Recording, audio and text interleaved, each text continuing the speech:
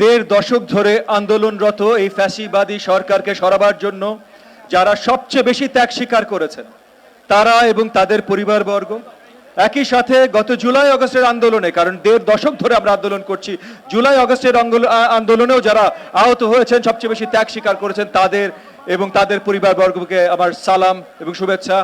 আপনারা আমরা একত্রিত ছিলাম বলে বাংলাদেশকে নতুন ভাবে জয় আমরা এনে দিতে পেরেছি, তার জন্য আপনাদের সবাইকে অসংখ্য ধন্যবাদ।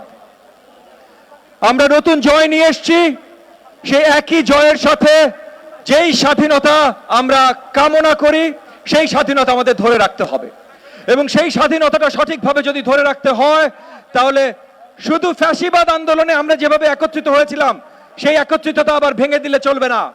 এখনো সবার একসাথে থাকতে হবে, সামনে আগামীর বাংলাদেশ গড়াতে সবাইকে একত্রিত থাকতে হবে। আমি বাংলাদেশ জাতীয়তাবাদী দলকে ধন্যবাদ জানাই আজকের এই আয়োজন করবার জন্য। ত্যাগ স্বীকার করেছেন যারা এবং যাদের পরিবাররা, তাদেরকে এইভাবে ধন্যবাদ জানাবার জন্য।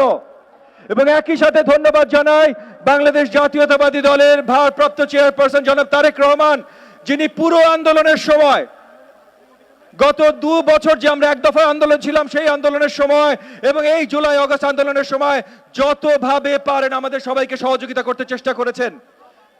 এবং উনার মাধ্যমে এবং জনাব তারেক রহমানের মাধ্যমে বাংলাদেশ জাতীয়তাবাদী দলের সকল নেতা কর্মী সব জায়গা থেকে পুরো দেশব্যাপী যেইভাবে কাজ করেছেন, যেইভাবে আমাদের সবার সাথে মিলে ত্যাগ স্বীকার করেছেন, এগুলো করা ছাড়া বাংলাদেশকে আমরা এই ফ্যাসিবাদ মুক্ত করতে পারতাম না। তাই আপনাদের সবার প্রতি আমার আবার আহ্বান যে যেই একত্রতার মাধ্যমে আমরা ফ্যাসিবাদী সরকারকে সরাতে সক্ষম হয়েছি, সেই একই একত্রতার মাধ্যমে আমরা যেন নতুন বাংলাদেশ গড়ি। আমাদের একসাথে থাকতে হবে, দেশকে শক্ত করতে হবে। আপনাদের সবাইকে ধন্যবাদ। জয় বাংলাদেশ।